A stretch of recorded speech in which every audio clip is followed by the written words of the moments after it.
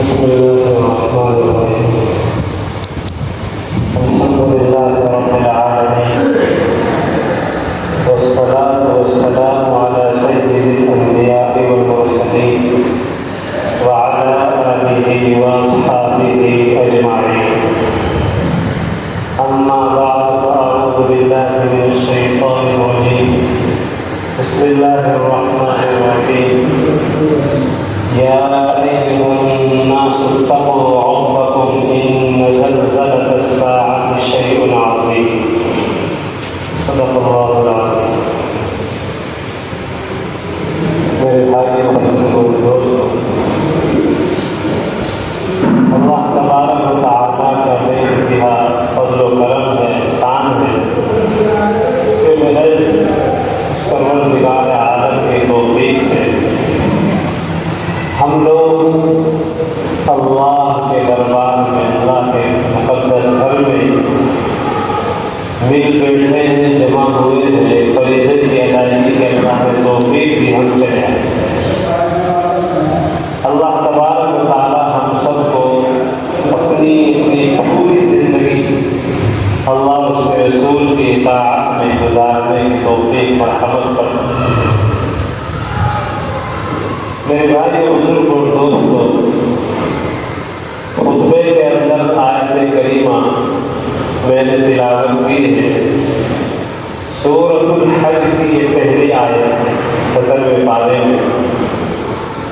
اس آیت کے اندر اللہ تبارک و تعالیٰ نے انسانوں کو قیامت کے دن کے سلسلے میں ارشاد فرمایا، یا ایھا الناس اتقوا ربکم، اے لوگوں اپنے پروردگار سے ڈرو۔ ان زلزلۃ الساعۃ شیء عظیم، بلا شبہ قیامت کا زلزلہ بڑی چیز ہے۔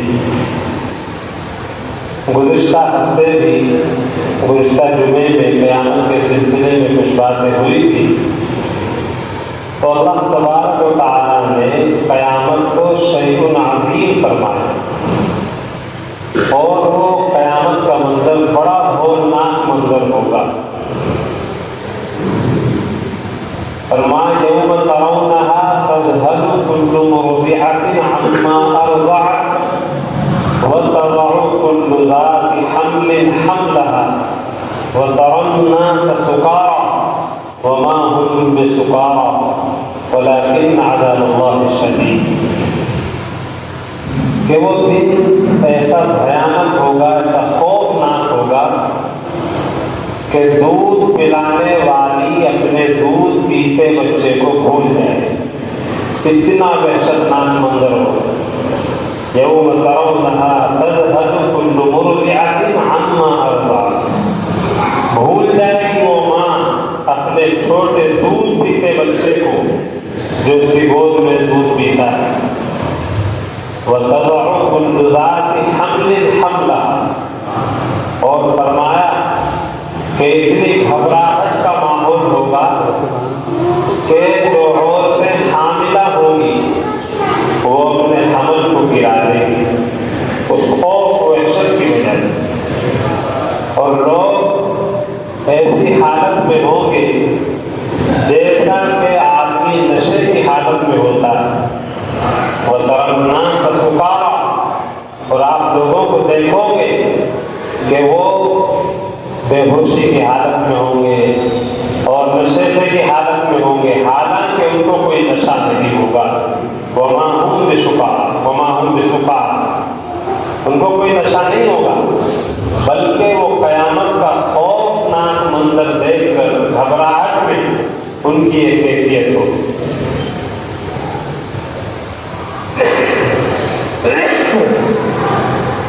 وَنُفِخَ فِي الصُّورِ،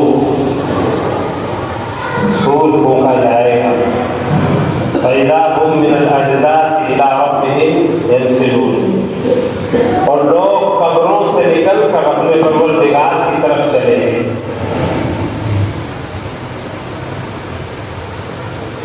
اور قیامت سے پہلے قرب قیامت میں یاجوج اور ماجوج کا خروج ہوگا۔ مفسرین نے لکھا ہے کہ یاجوج و ماجوج جو ہے اللہ کی مخلوق ہے۔ حضرت نوح علیہ السلام کے بیٹے سام، حام اور یافس کی اولاد میں سے ہوں گے۔ اللہ تبارک و تعالیٰ نے سد سکندری کے ذریعے ایک دیوار ہے جو بہت مضبوط اور بہت لمبی چوڑی ہے، ان کو گھیر کر کے رکھا ہے۔ قرب قیامت کے دن، قرب قیامت میں وہ دیوار ٹوٹے گی اور یہ یاجوج ماجوج جو اللہ کی مخلوق ہے یہ دنیا کے اندر پھیل جائیں گے، نکل پڑے گے۔ فرمایا کہ ان کی تعداد اتنی زیادہ ہوگی کہ ایک بندے کے مقابلے میں 1000 یاجوج ماجوج ہوں گے۔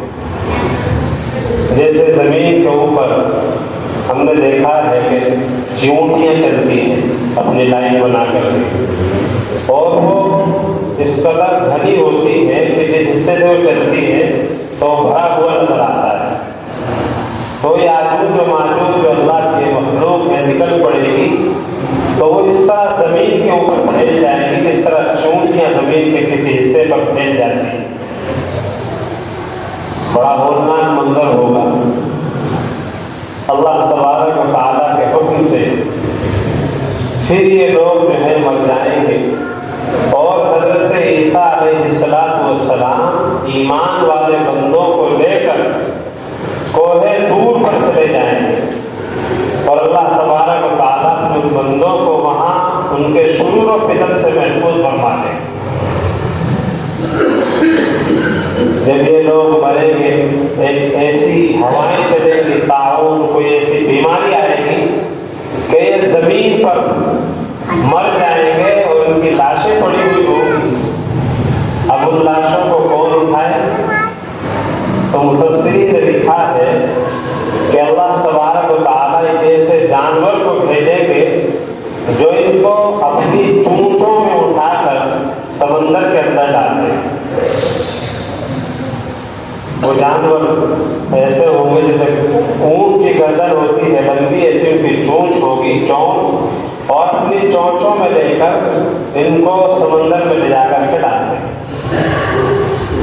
پھر اللہ تبارک و تعالیٰ کی طرف سے ایک بارش ہوگی اور ایک ایسی ہوا چلے گی کہ وہ ایمان والے بندے جو ہیں اللہ تبارک و تعالیٰ ان کی روحوں کو زندہ فرما دیں گے اور وہ پھر زمین پر پھیل جائیں گے۔ حضرت عیسیٰ علیہ السلام ایمان والوں کو لے کر نکل جائیں گے، زمین پر پھیل جائیں گے۔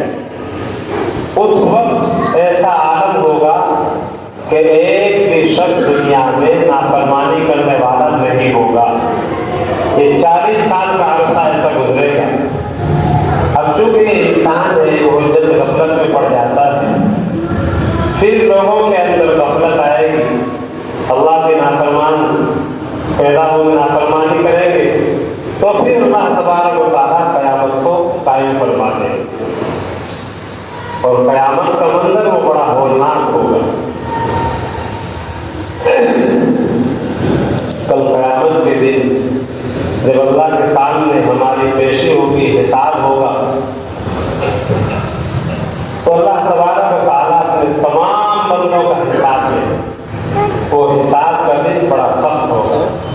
قیامت کے دن کے نام اللہ تبارک و تعالیٰ نے قرآن کریم کے اندر مختلف ارشاد فرمائے۔ یوم الدین، بدلے کا دن۔ قیامت کے دن ہر شخص کو اس کا بدلہ دلوایا جائے گا، اور جو نیک اعمال دنیا کے اندر رہ کر کیے ہوں گے ان کی جزا اور ثواب ان کو ملے گا۔ یوم الحساب، وہ حساب و کتاب کا دن ہوگا، ہر ایک سے حساب کیا جائے گا۔ یوم الحسرہ، وہ حسرت کا دن ہوگا۔ یوم الفصل، وہ فیصلے کا دن ہوگا۔ قیامت کے دن ہر چیز کا فیصلہ کیا جائے گا۔ یوم البعث، وہ لوگوں کو مرنے کے بعد دوبارہ زندہ ہونے کا دن ہوگا، اکٹھا ہونے کا دن ہوگا۔ اللہ تبارک و تعالیٰ اپنی مخلوق کا حساب و کتاب حدیث پاک کے اندر آتا ہے لن تزول قدم ابن آدم حتى يسأل عن خمس وعن عمره فيما أفنى وعن شبابه فيما أبلى وعن ماله من أين اكتسب وفيما أنفق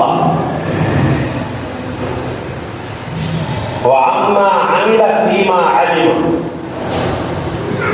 کہ قیامت کے دن کوئی بندہ اپنی جگہ سے ہل بھی نہیں سکے گا جب تک کہ 5 چیزوں کے بارے میں اس بندے سے سوال نہ کر لیا جائے.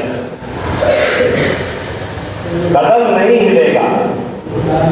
جس طرح آدمی عدالت کے اندر کٹہرے میں ہوتا ہے، نہ وہ ہل سکتا ہے، نہ بیٹھ سکتا ہے، نہ چل سکتا ہے، تو قیامت کے دن اسی طرح وہ بندہ اپنی جگہ سے ہل نہیں سکے گا جب تک 5 چیزوں کے بارے میں اس سے سوال نہ کر لیا جائے.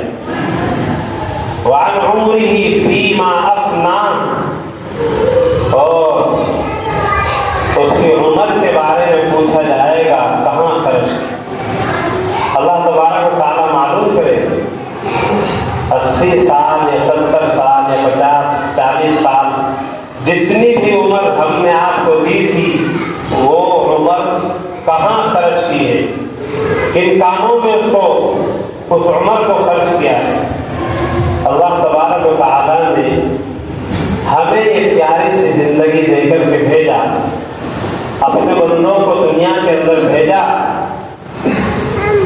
اگر ہم اس دنیا سے اچھے اعمال کر کے جائیں گے، اللہ اور اس کے رسول کے اطاعت کے ساتھ، اللہ کے رسول علیہ السلام کی تعلیمات کے مطابق، آپ کے طریقے کے مطابق، آپ کے صحابہ کرام رضی اللہ عنہم اجمعین کی اتباع کرتے ہوئے اگر اس دنیا سے رخصت ہو گئے تو پھر کل قیامت کے دن بھی کامیابی حاصل ہوگی. پوچھا جائے گا کہ جو عمر دی گئی تھی وہ عمر کہاں گزاری ہے. ایک ایک پل کا حساب کیا جائے گا. وعن شبابہ فیما ابلا، اور جوانی کے بارے میں پوچھا جائے گا.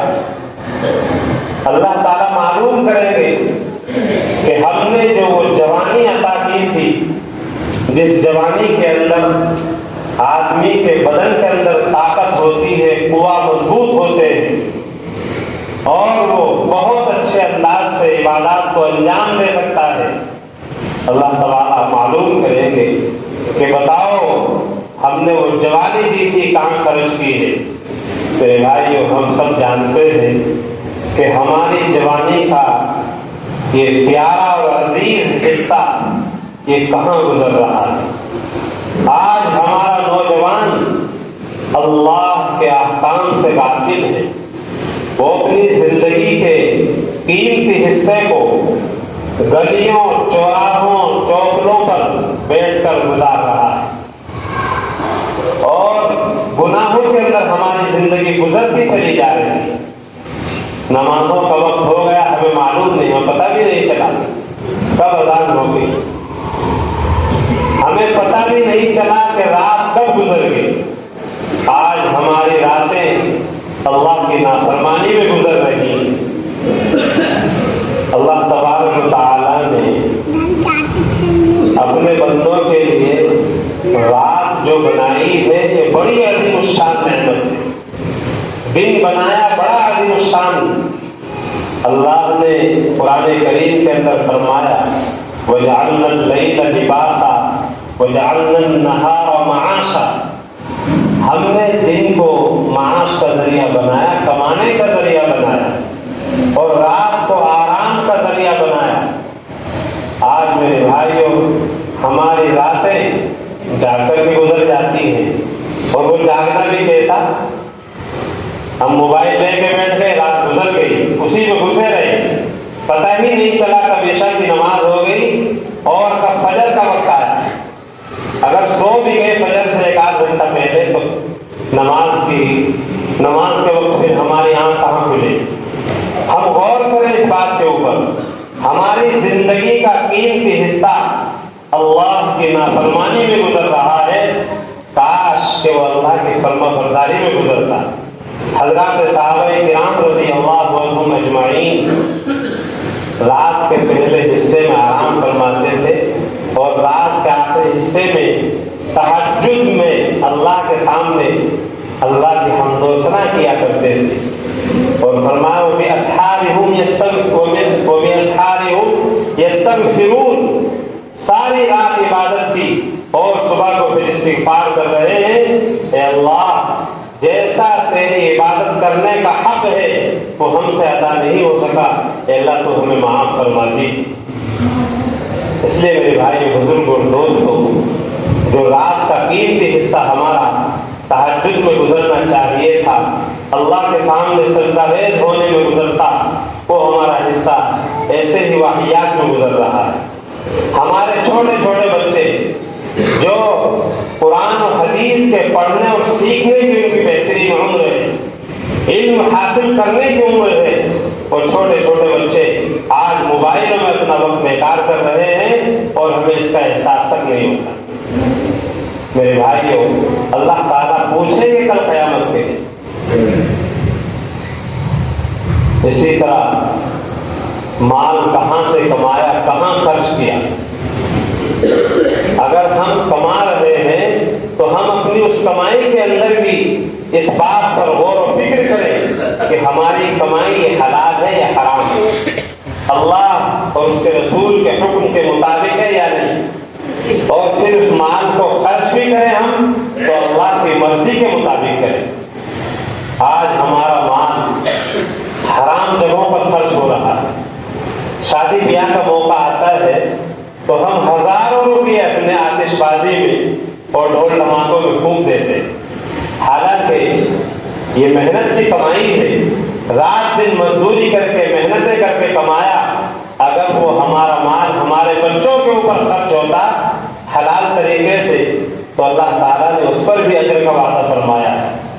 صدقے کا ثواب ہوتا ہے اگر آدمی اپنی اولاد کے اوپر صحیح طریقے پر اللہ کے حکم کے مطابق خرچ کرے، اللہ کے دین کے بقا کے لیے، اللہ کے دین کی سربلندی کے لیے اگر ہمارا وہ مال خرچ ہوتا تو کس قدر فائدہ ہوتا۔